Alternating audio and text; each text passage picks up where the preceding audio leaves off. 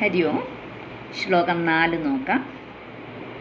തത്താദൃങ്മധുരാത്മകം തവ വപു സംപ്രാപ്യ സമ്പന്മയീ സാ ദേവീ പരമോത്സുകാ ചിരതരം നാസ്തേ സ്വഭക്തേഷ്വപി തേനാസ്യാപദ കഷ്ടമച്യുത വിഭോ തുദ്രൂപമാനോജ്ഞക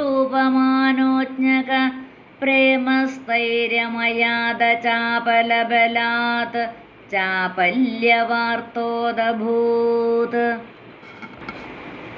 ശ്ലോകം 4 പിരിച്ചു നോക്കാം. തത്താദൃങ് മധുരാത്മകം. തത്താദൃക് മധുരാത്മകം. ഒരുമിച്ച് വരുമ്പോൾ തത്താദൃങ് മധുരാത്മകം. തത്രാദൃങ് ങാ വരികയാണ്. ങാ.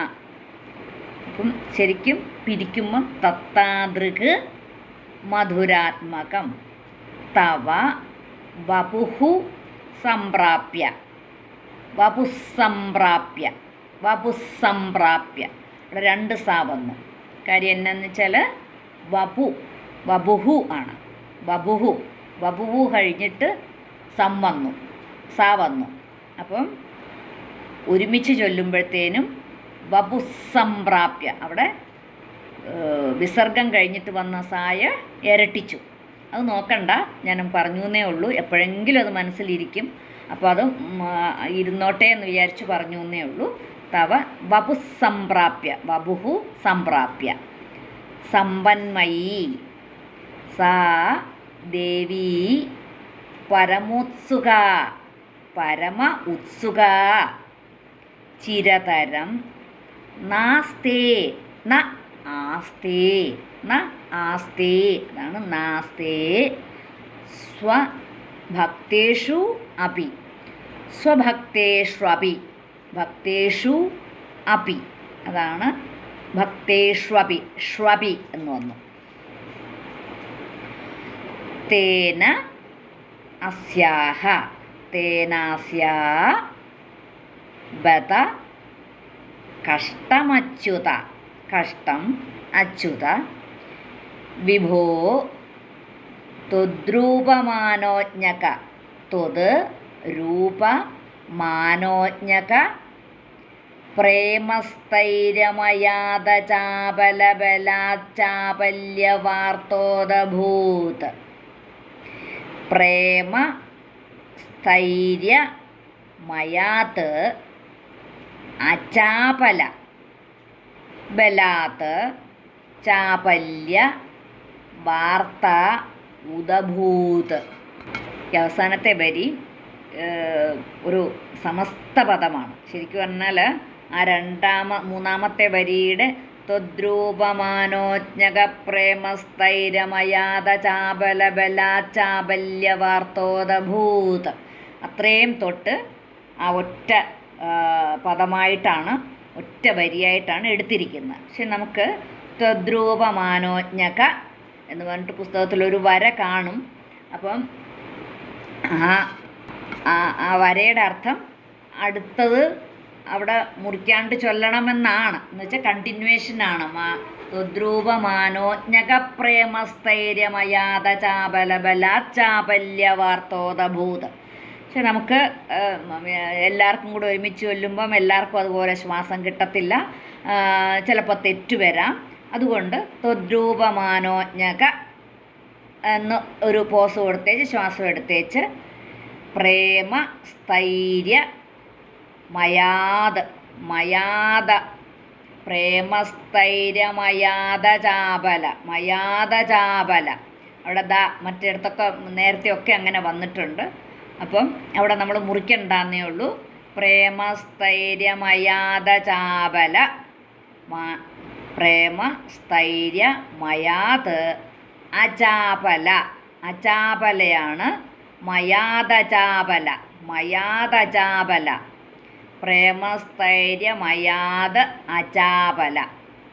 മയാദചാപല. ബലാത് ചാപല്യ വാർത്തോദഭൂത്. വാർത്ത ഉദഭൂത്. അവിടെ വാർത്തോ എന്ന് വന്നിരിക്കുന്നത് വാർത്തോദഭൂത്, വാർത്ത ഉദഭൂത്. ഉദഭൂത് എന്ന് പറഞ്ഞാൽ ഉയർന്നു വരുന്നത്, ഉയർന്നു വരുന്നു എന്ന് വെച്ചാൽ ഉയർന്നു വരുന്നു എന്ന് പറഞ്ഞാൽ ഇങ്ങനെ നമ്മൾ പരത്തുന്നു എന്നൊക്കെ പറയത്തില്ല, ഒരു വാർത്ത പരത്തുന്നു എന്ന് പറയുന്നതിനകത്ത് ആ പരത്തുന്നു എന്നുള്ളതാണ് ഉദഭൂത് എന്ന് ഉദ്ദേശിക്കുന്നത്. ഒന്നുകൂടെ ചൊല്ലാം. തത്താദൃങ്മധുരാത്മകം തവ വപുഃ സംപ്രാപ്യ സമ്പന്മയീ സാ ദേവീ പരമോത്സുകാ ചിരതരം നാസ്തേ സ്വഭക്തേഷ്വപി തേനാസ്യാപദ കഷ്ടമച്യുത വിഭോ ത്വദ്രൂപമാനോജ്ഞക പ്രേമസ്ഥൈര്യമയാദ ചാപലബലാച്ചാപല്യവാർത്തോദഭൂത്. ശ്ലോകം 4 അന്വയവും അർത്ഥവും ഒന്ന് നോക്കാം. തത്താദൃങ് മധുരാത്മകം തവ ബഭുഹു, തവ ബഭുഹു ആ നിന്തിരുവടിയുടെ വിഗ്രഹം. തത്താദൃങ് മധുരാത്മകം എന്താ വെച്ചാൽ അനന്യ സാദൃശ്യമായിരിക്കുന്ന എന്നുവെച്ചാൽ അനുഭൂതി മാത്രഗോചരം, അത്രയും ആനന്ദവുമായിട്ടുള്ള തവ ബഭുഹു നിന്തിരുവടിയുടെ വിഗ്രഹം സംപ്രാപ്യ, സംപ്രാപ്യ എന്ന് പറഞ്ഞു കഴിഞ്ഞാൽ കൈവന്നിട്ട് അല്ലെങ്കിൽ പ്രാപിച്ചിട്ട് എന്നൊക്കെ അർത്ഥം. ആർക്കാണ് പ്രാപിച്ചിരിക്കുന്നത്, ആർക്കാണ് കൈവന്നത്? ലക്ഷ്മി ദേവിക്ക്. എന്നുവെച്ചാൽ ഭർത്താവായി കിട്ടിയ അവിടുത്തെ ആ മാറിടത്തിൽ അധിവസിക്കുന്നത് ആരാണ്? ദേവി, ലക്ഷ്മി ദേവിയാണ്. അപ്പോൾ അങ്ങനെ അവസരം കിട്ടിയിട്ട്, അങ്ങനെ സംപ്രാപ്യ, അങ്ങനെ അവസരം കിട്ടിയിട്ട് ആ അവസരം കൈവന്നിട്ട് സമ്പന്മയി സാ ദേവീ പരമോത്സുക, സമ്പത് സ്വരൂപിണിയായ ആ ശ്രീദേവി, ആ ലക്ഷ്മി ദേവി അങ്ങയിൽ കൂടുതൽ അനുരക്തയായിരിക്കുന്നു. എന്ന് വെച്ചാൽ ഭഗവാന്റെ മാറിടത്തിൽ നിന്നും ലക്ഷ്മി ദേവി മാറുന്നേയില്ല. കൂടുതൽ സമയവും ലക്ഷ്മി ദേവി ഭഗവാന്റെ മാറിടത്തിൽ തന്നെയാണ് സ്ഥിതി ചെയ്യുന്നത്. സ്വഭക്തേഷു ആപി ചിരതരം ന ആസ്തേ. അപ്പം ലക്ഷ്മി ദേവി എന്താ ചെയ്യുന്നത്? അതുമൂലം ലക്ഷ്മി ദേവി ഒരിക്കലും സ്വന്തം ഭക്തന്മാരുടെ അടുത്ത് പോലും അധിക സമയം ചെലവാക്കുന്നില്ല, എപ്പോഴും ഭഗവാന്റെ മാറിടത്തിലാണ്. തേന ഹേ വിഭോ അച്യുത, ഹേ വിഭോ അച്യുത തേന അസ്യ. അപ്പം ആ അച്യുത, അച്യുത എന്ന് പറഞ്ഞാൽ ച്യുത എന്ന് പറഞ്ഞാൽ ച്യുതി എന്ന് പറഞ്ഞാൽ നാശം ഭവിക്കുന്ന, അച്യുത എന്ന് പറഞ്ഞാൽ ച്യുതിയില്ലാത്തവൻ. അപ്പം ഭഗവാൻ ച്യുതിയില്ലാത്തവനാണ്, നാശമില്ലാത്തവനാണ്. അപ്പം അങ്ങനെ സർവശക്തനും നാശമില്ലാത്തവനുമായ ഭഗവാനെ എന്നാണ് പറഞ്ഞേക്കുന്നത്. നാശമില്ലാത്തതുമായ ഭഗവാനെ തേന അസ്യ ത്വദ്രൂപമാനോജ്ഞക, ത്വദ്രൂപമാനോജ്ഞക.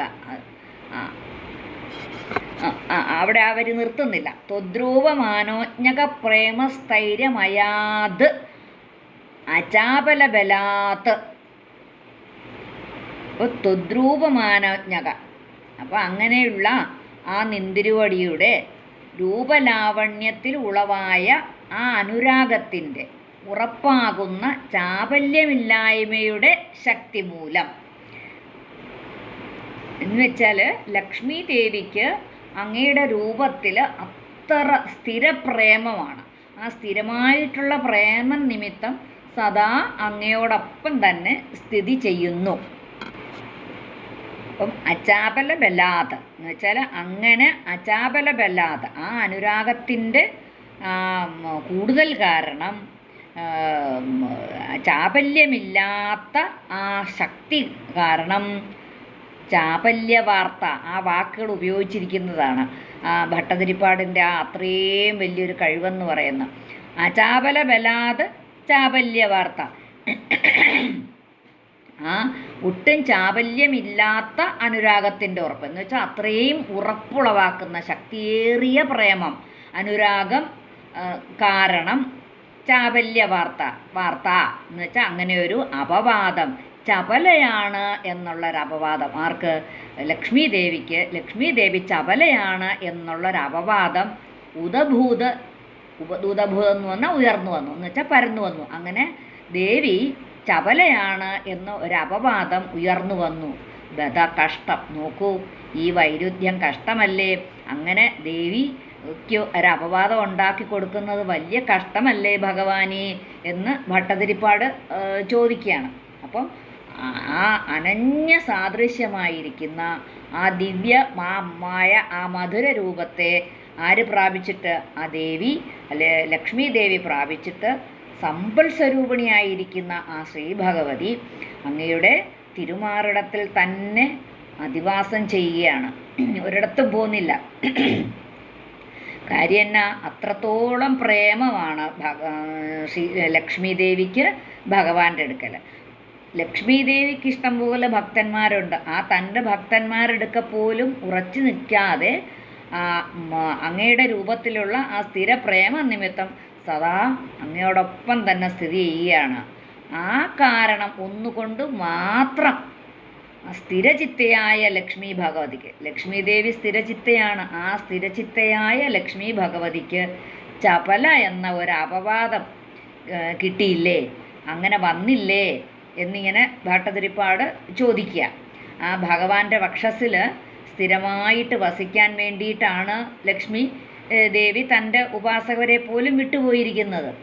അപ്പം ആ ലക്ഷ്മിയുടെ ഈ ആ ഒരു സ്ഥിരമായിട്ടുള്ള ആ പ്രേമഭക്തി ഒരു ചാപല്യമായിട്ട് ആണ് ജനങ്ങൾ പറയുന്നത്. അപ്പോൾ അങ്ങനെ ഒരു അപവാദം ഉണ്ടാകുന്നത് ശരിയാണോ ഭഗവാനെ എന്ന് ഭട്ടതിരിപ്പാട് ചോദിക്കുകയാണ്.